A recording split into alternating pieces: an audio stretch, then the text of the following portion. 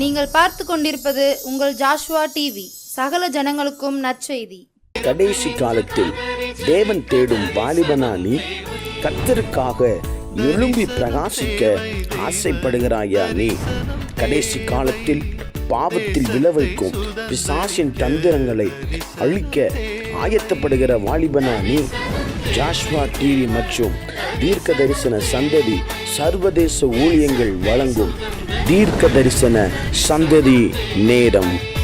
தரிசனம் தேவை, தெய்வ தரிசனம் தேவை, தேசத்தை சுதந்தரிக்க தரிசனம் தேவை. இந்த நிகழ்ச்சி உங்களுக்கு வழங்குபவர்கள் நாதன் டிம்பர்ஸ் துணை நிறுவனமான நாதன் பர்னிச்சர். Price the Lord. இயேசுவின் நாமத்திலே ஜாஷ்வா டிவியிலே இணைந்திருக்கிற எல்லா கனத்திற்குரிய தேவ பிள்ளைகளுக்கும் அன்பின் வாழ்த்துக்கள். கடந்த 6 மாதங்களும் கர்த்தர் நம்மளை கண்ணின் மணி போல பாதுகாத்து இந்த 7வது மாதம் ஜூலை மாதத்திலே 3வது வாரம் வரைக்கும் அவர் நம்மளை சுகபத்திரமாய் பாதுகாத்து நடத்தினார். வேதம் சொல்லுகிறது, அவர் ஒருவரும் சேரக்கூடாத ஒளியிலே வாசம் பண்ணுகிறவர். அந்த தெய்வத்தை கொஞ்ச நேரம் கண்களை மூடி நாம் கர்த்தரை நோக்கி நாம் ஆராதிக்கலாம். நாம் ஆராதிக்கிற ஆண்டவர் ஒருவரும் சேரக்கூடாத ஒளியிலே வாசம் பண்ணுகிறவர். அவருடைய பிரசன்னத்தை நோக்கி, அவர் சமீபத்திற்கு மாத்திரம் தேவன் அல்ல, அவர் தூரத்திற்கும் அவர் தேவனாய் இருக்கிறார். அவரை சேர்ந்து பாடி நாம் ஆராதிக்கலாம். ஒருவரும் சேர கூடாத ஒளியில் வாசம் செய்பவரே, ஒருவரும் சேர கூடாத ஒளியில் வாசம் செய்பவரே, நீரே பரிசுத்த தெய்வம், நீரே பரிசுத்த தெய்வம், நீரே பரிசுத்த தெய்வம், நீரே பரிசுத்த தெய்வம், நீரே நீர் மாத்திரமே, நீரே நீர் மாத்திரமே, நீரே நீர் மாத்திரமே, நீரே நீர் மாத்திரமே. பரிசுத்த, நீங்க பரிசுத்த, பரிசுத்த, நீர் பரிசுத்தரே, பரிசுத்த, நீங்க பரிசுத்த, பரிசுத்த, நீங்க பரிசுத்தரே, நீரே நீர் மாத்திரமே, நீரே நீர் மாத்திரமே, நீரே நீர் மாத்திரமே,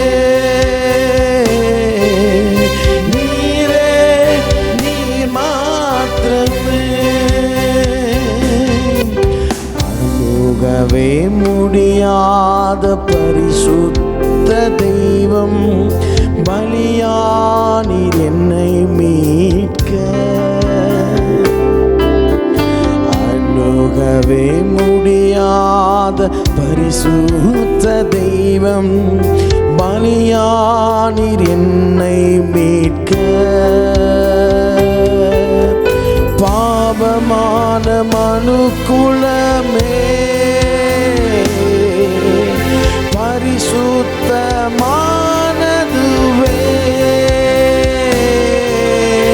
பாவமான மனுக்குலமே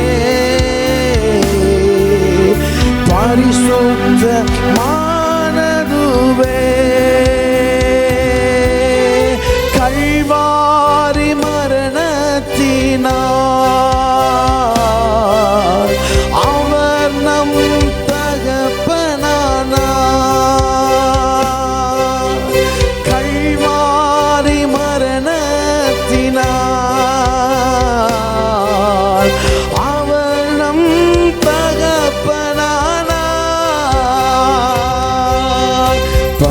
பரிசுத்தர், நீர் பரிசுத்தர், பரிசுத்தர், நீங்க பரிசுத்தரே, பரிசுத்தர் Lord, நீங்க பரிசுத்தர், பரிசுத்தர், நீர் பரிசுத்தரே, நீரே நீர் மாத்திரமே, நீரே நீர் மாத்திரமே, நீரே நீர் மாத்திரமே, நீரே நீர் மாத்திரமே. உம்மை போல் வேறொரு தெய்வமில்லை, நீரே நீர் மாத்திரமே, உம்மை போல் வேறொரு தெய்வமில்லை, நீரே நீர் மாத்திரமே, பரிசுத்தர் Thank you Lord, சேனைகளின் கர்த்தரே, பரிசுத்தர், பரிசுத்தர், பரிசுத்தரே, பரிசுத்தர், Holy name, we praise you Lord, பரிசுத்தரே, நீரே நீர் மாத்திரமே, நீரே நீர் மாத்திரமே, நீரே நீர் மாத்திரமே, நீரே நீர் மாத்திரமே, பரிசுத்தர் அப்பா, பரிசுத்தர், பரிசுத்தர், பரிசுத்தரே, பரிசுத்தர், பரிசுத்தர்,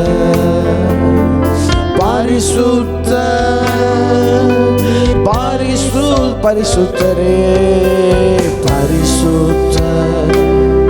தகப்பனே, நீர் பரிசுத்தமுள்ள தேவனாயிருக்கிறீர். பகலிலே மேக ஸ்தம்பமாகவும் இரவிலே அக்கினி ஸ்தம்பமுமானவர். பரிசுத்தர், பரிசுத்தர், பரிசுத்தர், பரிசுத்தரே, நீரே நீர் மாத்திரமே, நீரே நீர் மாத்திரமே, நீரே நீர் மாத்திரமே, நீரே நீர் மாத்திரமே.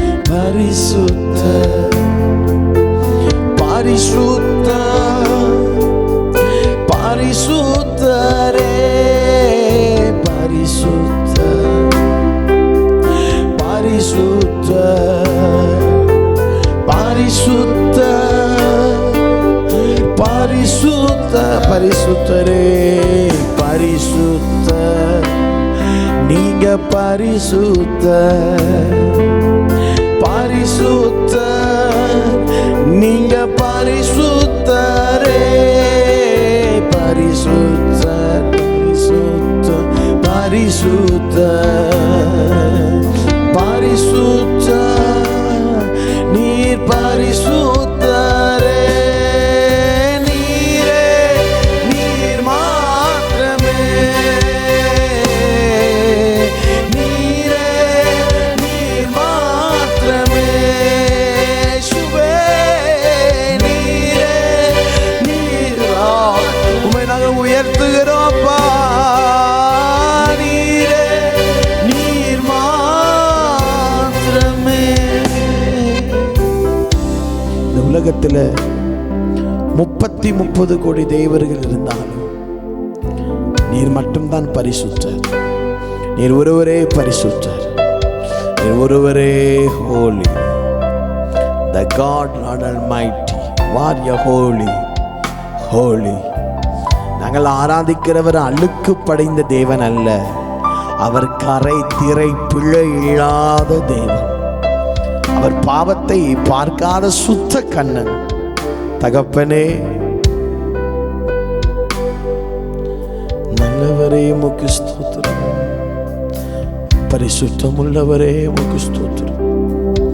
பா, எங்கள் பிரச்சனைகள், எங்கள் போராட்டங்கள் எல்லாவற்றை பார்க்கிறோம், எங்களுக்கு ரொம்ப பெரியவர். ஆராதிக்கிறோம். உம்மிடத்தில் எங்களை சிரம் தாழ்த்தி ஒப்பு கொடுக்கிறோம். கனமான தேவனுக்கு இந்த கனவீனமான மனிதர்களுடைய ஆராதனையை சமர்ப்பிக்கிறோம். ராஜா, சுகந்த பலியாய் ஏற்றுக்கொள்ளும். நீர் ஒருவரே மகிமைப்படட்டும்னு சொல்லி நாங்கள் நிற்கிறோம். எங்களை ஒப்பு கொடுக்கிறோம், எங்களை தாழ்த்துகிறோம், எங்களை வெறுமையாக்குகிறோம். இயேசுவின் நாமத்தில் இந்த ஆராதனையை ஏற்றுக்கொள்ளுங்க எங்க நல்ல பிதாவே. ஆமென். Praise the Lord. இயேசுவின் நாமத்திலே ஜாஷுவா டிவியிலே இணைந்திருக்கிற தேவ பிள்ளைகளுக்கு மீண்டும் அன்பின் வாழ்த்துக்களை தெரிவித்துக் கொள்கிறேன். பிரியமான எனக்கு அருமையான தேவ பிள்ளைகளே, நம்முடைய ஆண்டவர் சதா காலமும் சேரக்கூடாத ஒளிகளிலே அவர் வாசம் பண்ணுகிற தேவனாக இருக்கிறார். அவரை ஆராதிக்கும் போது எத்தனை தெய்வ பிரசன்னம், எத்தனை தேவ மகிமை இருக்கிறது என்பதை நாம் பார்க்கிறோம்.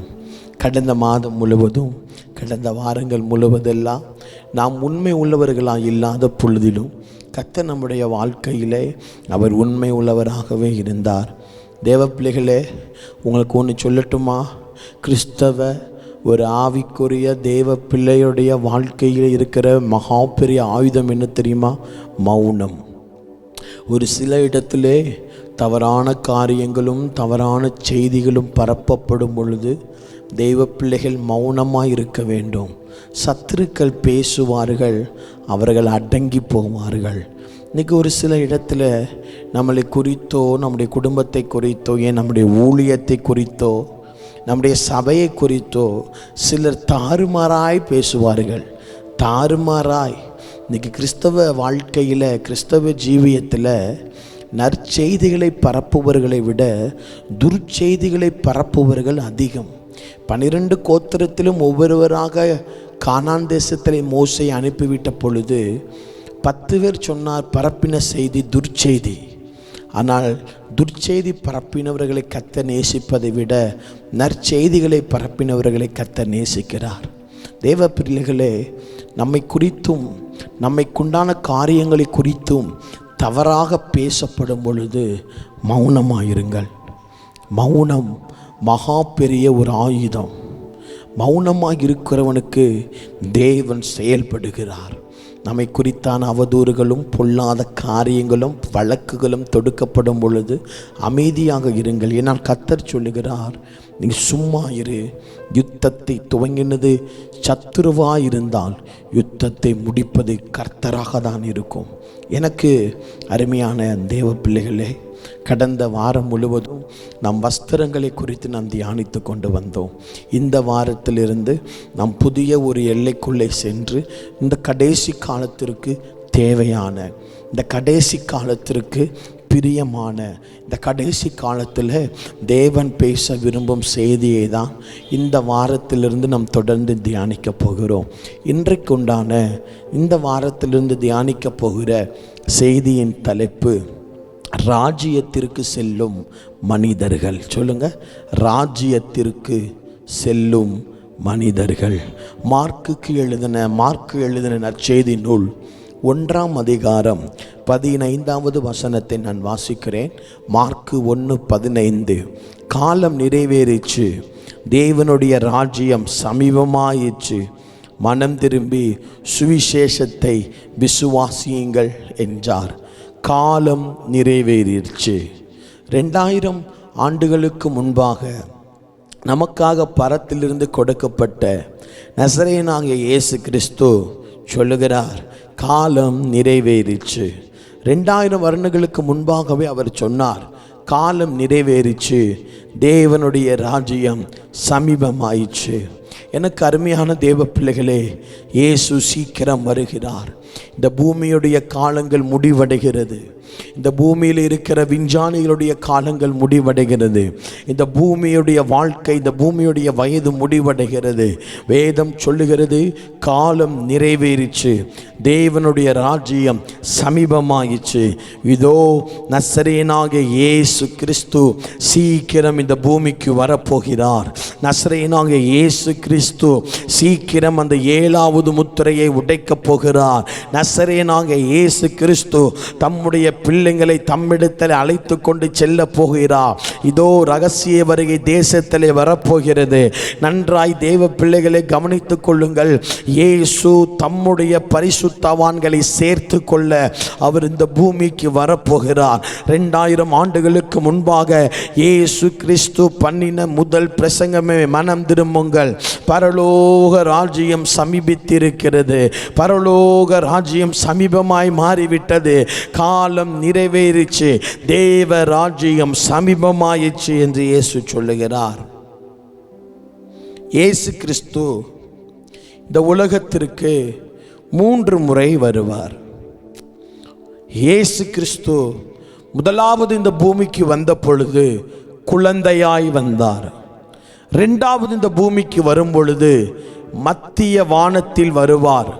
3வது முறை இந்த பூமிக்கு வரும் பொழுது ராஜாதி ராஜாவாய், கர்த்தாதி கர்த்தராய், ஏக சக்கராதிபதியாய், மரணத்தை வென்றவராய், சத்துருவின் தலையை நசுக்கினவராய், சிலுவையிலே ஜெயமெடுத்தவராய், அதிகாரமுள்ளவராய், தன்னுடைய தூதர்களோடும் பிரதானமான தூதர்களோடும் மகா பெரிய சிங்காசனத்தோடு காற்றின் செட்டைகளோடு மீண்டும் எந்த ஒலிவ மலையிலே அவர் எடுத்து கொள்ளப்பட்டாரோ அதே ஒலிவ மலையிலே இயேசு வரப்போகிறார்.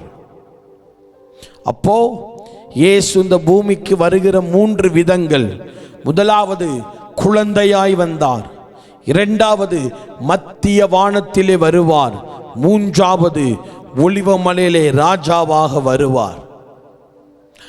அதற்காக தான் இந்த உலகத்தில் இத்தனை பிரச்சனைகள் வந்தாலும், இத்தனை போராட்டங்கள் வந்தாலும், இத்தனை நிந்தனைகள் வந்தாலும், இத்தனை அவமானங்கள் வந்தாலும் நாம் ஜெபித்தோடு காத்து கொண்டிருப்பது என்ன? எனக்கு ராஜா வருகிறார், என்னுடைய பாவத்திற்கும் என்னுடைய நீதிக்கும் தக்க பலனை தரப்போகிறார், நல்லவர்களை பரலோகத்தில் எடுத்துக்கொள்ளப் போகிறார், தீமை செய்த துன்மார்க்கர்களை நரகத்திற்குள்ளே தள்ளப் போகிறார், அவரோடு கூட 1000 வருடமாய் நாங்கள் அரசாள போகிறோம் என்கிற ஒரு மகா பெரிய விசுவாசத்தோடு தான் இந்த உலகத்திலே பல பிரச்சனைகளையும் நிந்தனைகளையும் அவமானங்களையும் வியாதிகளையும் கஷ்டத்தையும் நஷ்டத்தையும் நாம் சகித்து கொண்டு இருக்கிறோம். இந்த இயேசு விரும்புகிறார். முதலாவது குழந்தையாக வந்தார். குழந்தையாக வந்து ஏன் இந்த குழந்தையாக வந்தார்?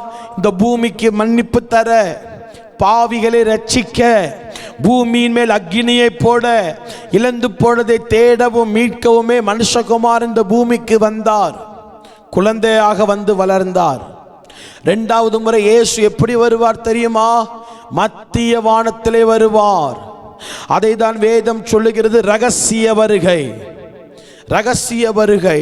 ஒருவேளை இன்னைக்கு இந்த சத்தியத்தை கேட்டுக்கொண்டிருக்கிற நீங்களும் நானும் சொல்லலாம், பைபிளில் எங்க ரகசிய வருகைன்னு குறிப்பிடப்பட்டிருக்கிறது.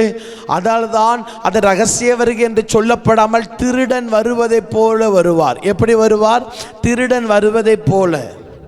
ஏதாவது ஊரில் ஏதாவது ஒரு வீட்டில் திருடன் திருட போது போஸ்டர் அடித்து கட் அவுட் அடித்து ஒட்டுவானா? நான் திருட போகிறேன், நைட்டு 2 மணிக்கு இந்த வீட்டை ஏறி குதிக்க போகிறேன், நைட்டு 2 மணிக்கு இந்த பேங்கை கொள்ளையடிக்க போகிறேன்னு திருடன் அப்படி சொல்லுவானா? இல்லை, திருடன் ரகசியமாக வருவான். இன்றைக்கு பல உபதேசிகள், பல வேதத்தை குழப்புகிற பொல்லாத மனிதர்கள் ரகசிய வருகை என்று ஒன்று கிடையாது என்று பிரசங்கிக்கிறார்கள்.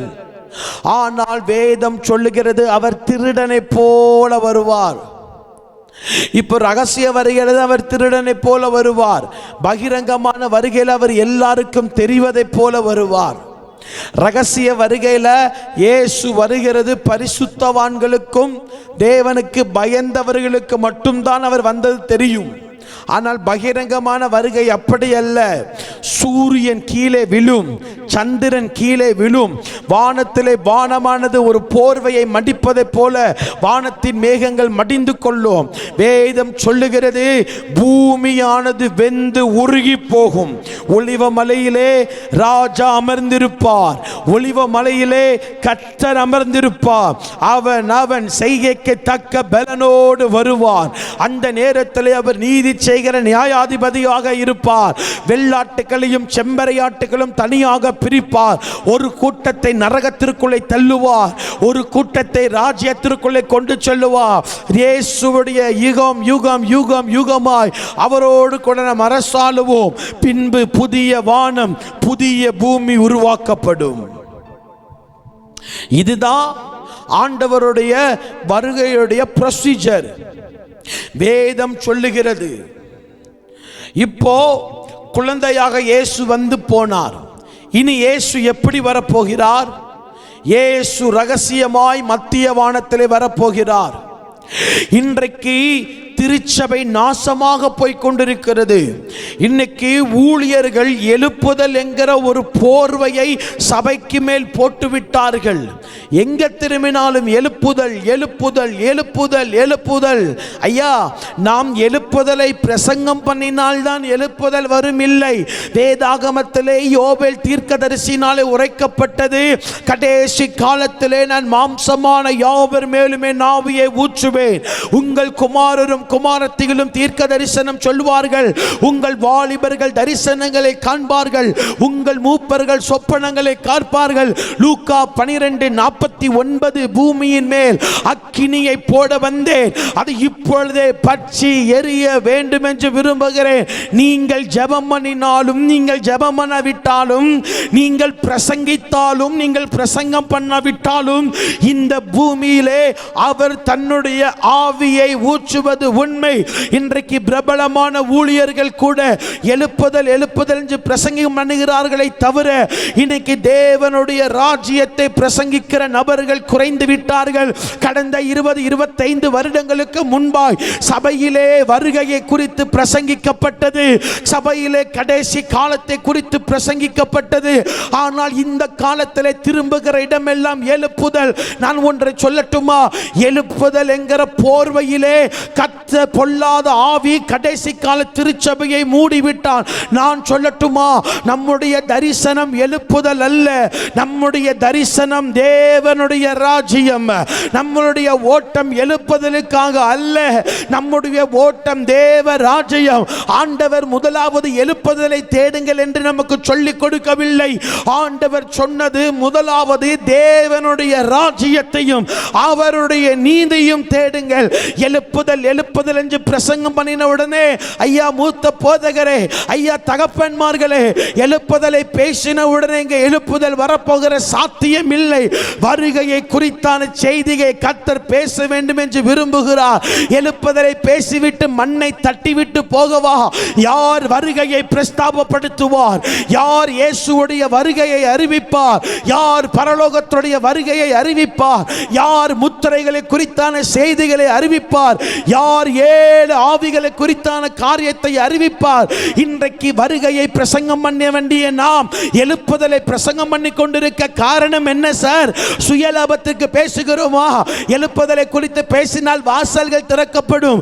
ஆனால் கடைசி கால இயேசுவின் வருகையை குறித்து பேசினால் வாசல்கள் திறக்கப்படாது. இந்த சத்தியத்தை கேட்டுக்கொண்டிருக்கிற எனக்கு அருமையான விசுவாச பிள்ளைகளே, நம்முடைய நோக்கம் எழுப்புதல் அல்ல. நம்முடைய நோக்கம் இயேசுவை சந்திப்பது. நம்முடைய நோக்கம் எழுப்புதல் வீரர்கள் அல்ல. நம்முடைய நோக்கம் பரலோகத்திற்கு ஆட்களை சேர்ப்பது. நம்முடைய நோக்கம் எழுப்புதலின் தாகம் அல்ல. நம்முடைய நோக்கம் ரகசிய வருகையில் அவரோடு கூட எடுத்துக் கொள்ளப்பட வேண்டியது. இன்றைக்கு நன்றாய் ஊழியம் செய்கிற என்று சொல்லிக் கொண்டிருக்கிறவர்கள் கூட வஞ்சிக்கப்பட்டு எழுப்புதல் அப்படின்னு சொல்லிக் கொண்டிருக்கிறார்கள். இயேசு ராஜ்யத்தை குறித்து தான் பிரசங்கித்தாரை தவிர எழுப்புதலை குறித்து பிரசங்கிக்கவில்லை. அதற்கென்று நாம் யாரும் எழுப்புதலுக்கு விரோதமானவர்கள் அல்ல. நாம் நம்பினாலும் சரி, நம்பாவிட்டாலும் சரி, பிரசங்கித்தாலும் சரி, பிரசங்கிக்காமல் போனாலும் சரி, எழுப்புதல் வரும். ஏன்னா இது வேர்ட் ஆஃப் காட், இது வாக்கு தத்துவம். இது லாஸ்ட் டைம்ல கர்த்தர் நமக்கு கொடுத்திருக்கிற பிராமிஸ். அப்போ இந்த ரகசிய வருகைக்கு ஜனங்களை ஆயத்தப்படுத்த வேண்டும். இந்த ரகசிய வருகைக்கு ஒரு கூட்டத்தை நாம் ஆயத்தப்படுத்த வேண்டும். இதைதான் கர்த்தர் விரும்புகிறார். ஆயத்தமா இருக்கிறோமா? இன்னைக்கு ஆண்டவர் ரகசிய வருகையில் மத்திய வானத்தில் வந்தா கிளம்பி போக ஆயத்தமா இருக்கிறோமா? விபச்சாரம், வேசித்தனம், அசுத்தம், காமவிகாரம், சுய இன்பம், தவறான தொடர்பு, கெட்ட வார்த்தைகள், ஆபாசத்தை பார்த்தல், பாவத்தை பாலை போல பருகிக் கொண்டிருக்கிற இந்த காலகட்டத்திலே வருகையை குறித்து பேச வேண்டிய நபரை கர்த்தர் தேடுகிறார். வருகையை குறித்து பேச வேண்டிய பரிசுத்தவான்கள் எழுப்புதலை குறித்து பேசுகிறார்கள். ஏன் எழுப்புதலை குறித்து பேசுகிற ஊழியர்களை தெருவுக்கு வந்து சுவிசேஷத்தை அறிவிக்க மாட்டேங்கிறாங்களே? எழுப்புதலை குறித்து பேசுகிற ஊழியர்கள் மேடையில் நின்று சொல்லுகிறார்கள், சுவிசேஷத்தை அறிவிங்க போங்க. ஆண்டவர் கேட்கிறார், நீ அறிவிச்சியா? நீ சுவிசேஷத்தையும் நீ அறிவிக்கிறத இல்ல, ஜெபம் முடிஞ்ச உடனே கார்ல ஏறி ஓடிடுத. நீ எல்லாம் என்னத்தை எழுப்புதலை குறித்து பேசி என்ன பிரயோஜனம்? சுவிசேஷத்தை அறிவிக்க போங்கன்னு சொல்லாதீங்க பாஸ்டர். நீங்க அறிவிக்க போங்க. பிரபலமாயிட்டோம், இந்த இயர் ஃபுல்லும் டைரி ஃபுல்லு நரகத்தில் போட்டு ஃபுல்லாக ஆக்கிடுவார். ஒன்று சத்தியத்தை பேசணும். சுவிசேஷத்தை அறிவிக்க போகலான்னு கேட்டால் நான் ரொம்ப பிஸி, நாங்கள் வசனத்தை மட்டும்தான் பிரசங்கம் பண்ணுவோம். இயேசு வசனத்தையும் பிரசங்கம் பண்ணினார், சத்தியத்தையும் பிரசங்கம் பண்ணினார், அற்புதங்களையும் செய்தார், சுவிசேஷத்தையும் சொன்னார். தெரு தெருவா போய் நீங்க போங்க நீங்க போங்க, ஆனால் நீங்க மட்டும் போக மாட்டீங்க. அப்படி தானே? அப்படி அல்ல. வருகையை குறித்தான வேதம் சொல்லுகிறது, எழுப்புதலை குறித்தான செய்தி பரவப்படும் போது வருகை வரும்னு சொல்லல. ராஜ்யத்தை குறித்தான செய்திகள் பரவப்படும் போது தான் வருகை வரும். அந்த மிஷனரி கதை, இந்த மிஷனரி கதை. சார் எதுக்கு மெசேஜில் மிஷனரி கதை? ஏதோ ஒரு பாயிண்ட சொல்லிட்டு போகலாம். 10 மிஷனரி கதையை சொல்லிட்டு செய்தியை முடிக்கிறது. வசனத்தை விட மிஷனரி பயோகிராஃபி முக்கியம் அல்ல. வசனம் தான் ஒரு மனிதனை மாற்றுமே தவிர மிஷனரி பயோகிராஃபி அல்ல. பயோகிராஃபி தேவை, தனிப்பட்ட ரீதியில் வாசிக்கப்பட்டு பலப்பட்டுக்கிட வேண்டியதான வசனம். பரலோகத்தை குறித்து பிரசங்கம் பண்ணுங்க, ராஜ்யத்தை குறித்து பிரசங்கம் பண்ணுவோம், கடைசி காலத்தை குறித்து பிரசங்கம் பண்ணுவோம். பாஸ்டர் எப்போ பாரு உன்னை பள்ளிக்கு பெருக பண்ணுவார், கதவை திறப்பார், அதை பண்ணுவார், இதை பண்ணுவார். இதெல்லாம் தேவையில்லை. நம்ம மந்தையுடைய நிலைமையை அறிந்து பிரசங்கம் பண்ணணும். சபையுடைய நிலைமையை அறிந்து பிரசங்கம் பண்ணணும். ராஜ்யத்திற்கு செல்லும் மனிதர்கள். அப்போ இந்த திருடனை போல அவர் வரப்போகிறார். இந்த வாரம் ஃபுல்லும் நாம் இதை தான் நம்ம தியானிக்க போகிறோம். இந்த மாதம் முழுவதும் இதை தான் நாம் தியானிக்க போகிறோம். அடுத்த வாரம் நம்ம என்ன தியானிக்க போகிறோம் தெரியுமா? ரகசிய வருகை எப்படி இருக்கும்? ரகசிய வருகை எப்படி இருக்கும்? இதை தான் நம்ம தியானிக்க போகிறோம். இதை தான் நாம் தியானிக்க போகிறோம். சபை மக்களே, எழுப்புதல்ங்கிற போர்வை விட்டு கொஞ்சம் வெளியே வாங்க. நமக்கு எழுப்புதல் முக்கியம் இல்லை, நமக்கு பரலோகம் முக்கியம். ஒரு 20 வருஷத்துக்கு முன்னாடி எழுப்புதல்ங்கிற பெயர் வர்றதுக்கு முன்னாடி நம்ம என்ன ஜெபம் பண்ணோம்? பரலோகத்திற்கு எங்களை ஆயத்தப்படுத்துங்க. இப்போ எழுப்புதலுக்காக தான் ஜெபிக்கிறோம். ஆண்டவர் கொடுக்கிற எச்சரிப்பு இது. எங்க பாரு எழுப்புதல் சார். எழுப்புதல்னா என்ன? ஒரு தேவ மனிதன் எழுப்புதல் எங்கே ஆரம்பிக்கும்? ஒரு தேவ மனிதனுடைய இருதயத்தில் ஆரம்பிக்கும். தனிப்பட்டனுடைய இருதயத்தில் ஆரம்பிக்கும். எப்போ இருதயத்தில் எழுப்புதல் வரும்? தேவ ராஜ்யத்தை குறித்தான பயம் வரும் பொழுதுதான் எழுப்புதல் வரும். அப்போ ராஜ்யத்தை கற்றுக் கொடுத்தாலே போதும், எழுப்புதல் ஆட்டோமேட்டிக்காக வரும். எழுப்புதல் உபவாச ஜபம், எழுப்புதல் முழு இரவு ஜபம், எழுப்புதல் ஊழியர் அபிஷேக கூடுகை, எழுப்புதல் ஊழியர் ஐக்கியம், எழுப்புதல் எல்லாத்துக்கும் எழுப்புதல். இன்னும் மரண வீட்டுக்கு மட்டும்தான் எழுப்புதல் மரண அறிவிப்புன்னு அறிவிக்காமல் இருக்கிறோம். இல்லை, ராஜ்யத்தை பிரசங்கிக்கணும். கிறிஸ்தவ மக்களே, சபை மக்களே, சபைக்கு போகாமல் யாராவது மக்கள் இருந்தீங்கன்னா உங்களுக்கு நான் அன்பான சொல்றேன், இயேசு கிறிஸ்து வரப்போகிறார்.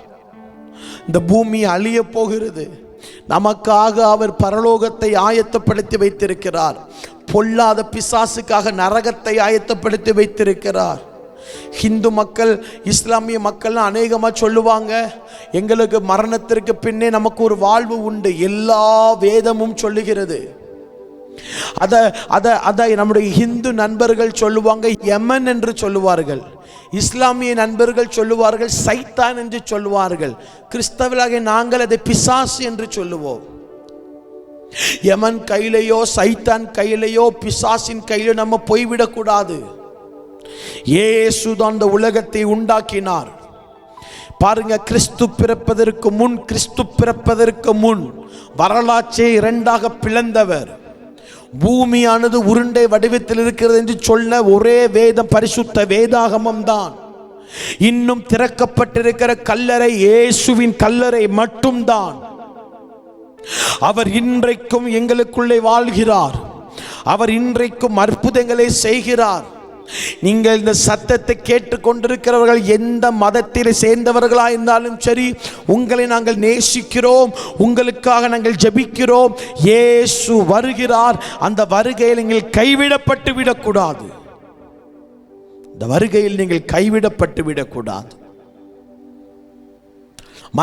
மரணத்திற்கு பின்புதான் ஒரு மனிதனுடைய வாழ்க்கை துவங்குகிறது.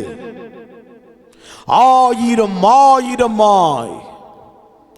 நரகத்திற்குள்ளே போய்விட்டால் மரணத்தை தேடியும் மரணத்தை நாம் பார்க்க முடியாது. எரிகிற அக்கினி, வேதம் சொல்லுகிறது அக்கினி கடல். தூத்துக்குடி திருச்செந்தூர் கடலை பார்த்திருப்பீங்க. ஓவரி மணப்பாடு கடலை எப்படி இருக்குதோ அதை போலதான் நரகம் இருக்கிறது. அக்கினி, இங்க தண்ணி இருக்குது, அங்க அக்கினி இருக்கிறது. தேவ பிள்ளைகளே, ஆயத்தப்படுத்து, காவலனாயிரு. வருகையை பேசுங்க, வருகையை பிள்ளைகளுக்கு சொல்லிக் கொடுங்க, வாலிபர்களுக்கு வருகையை சொல்லிக் கொடுங்க. இயேசு வந்துவிட்டு வெறுமையாய் போய்விடக்கூடாது. ரகசிய வருகையில் அவர் வந்துவிட்டு போகும் பொழுது ஒரு கூட்ட பரிசுத்தவான்களை அவர் எடுத்துக்கொள்ள வேண்டும்.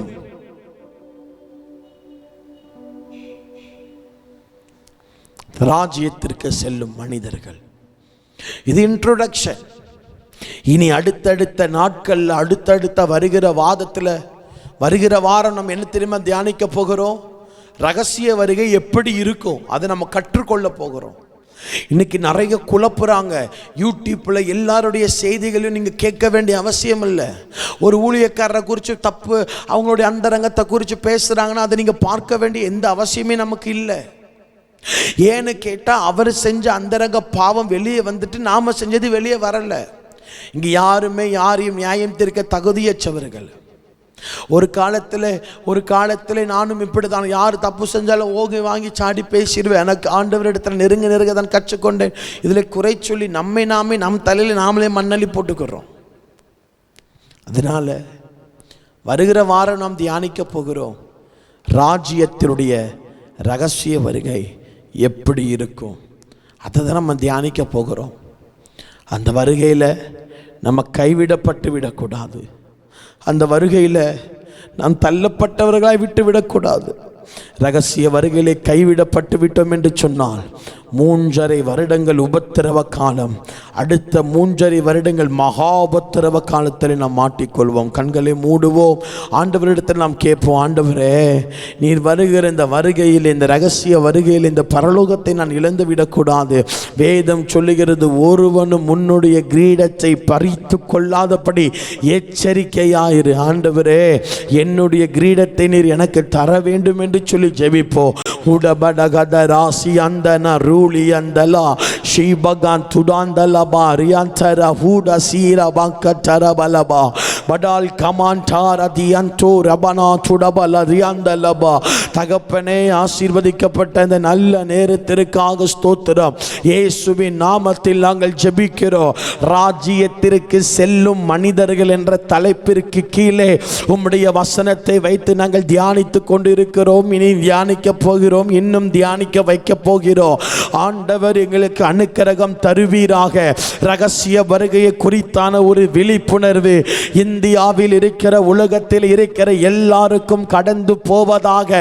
ரகசிய வருகையில் நீர் வரப்போகிறீர், நீர் வரப்போகிறீர், ராஜா வரப்போகிறீர். இந்த நற்செய்தி எல்லா ஜனத்திற்கும் போகணும்.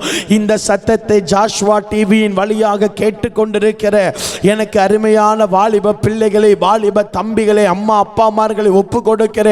தொலைக்காட்சிக்கு முன்னே அமர்ந்து ஜெபித்துக் கொண்டிருக்கிற என் குடும்பத்தை ஒப்பு கொடுக்கிறேன். இவர்கள் யாரும் ரகசிய வருகையிலே கைவிடப்பட்டு விடக்கூடாது அப்பா. அந்த எக்கால துணி எங்களுக்கு கேட்கட்டும்னு சொல்லி ஜெபிக்கிறேன். உம்முடைய பிள்ளைகள் எல்லாம் உம்முடைய கருத்தில் ஒப்பு கொடுக்கிறோம். இயேசுவின் நாமத்தில் பிதாவே, ஆமேன். பிரியமானவர்களே, வருகையில் கைவிடப்பட்டு விடக்கூடாது. தட்டு தடுமாறியாவது பரிசுத்தமாய் வாழ முயற்சி பண்ணுவோம். தேவ சித்தத்தை செய்வோம். வருகையில் எடுத்து கொள்ளப்படுவோம். மாரநாதா, இயேசுவே சீக்கிரம் வாரும். ஆமென். மாப்பிள்ளை வீட்டுக்காரங்க வந்துட்டாங்க. வாங்க வாங்க வாங்க வாங்க வாங்க.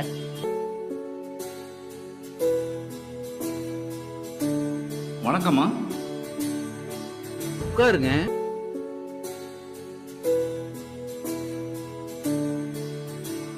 உன்னை கூப்பிட்டு வாமா.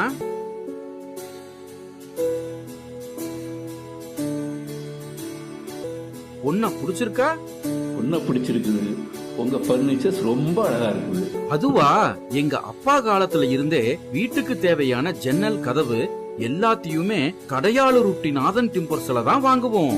இப்போ அவங்களோட புது பர்னிச்சர் ஷோரூம் சங்கரன் கோவில் ரோடு கடையாளூர் மிக பிரம்மாண்டமா ஆரம்பிச்சிருக்காங்க.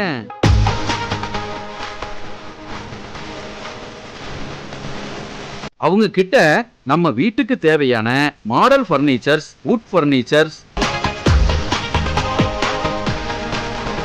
டைனிங் டேபிள், ஆபீஸ் சேர், மர பீரோல், மரக்கட்டில், மெத்தை, அதுபோக எலக்ட்ரானிக்ஸ் பொருட்கள் அனைத்தும் ஒரே இடத்துல இப்போ கிடைக்குது.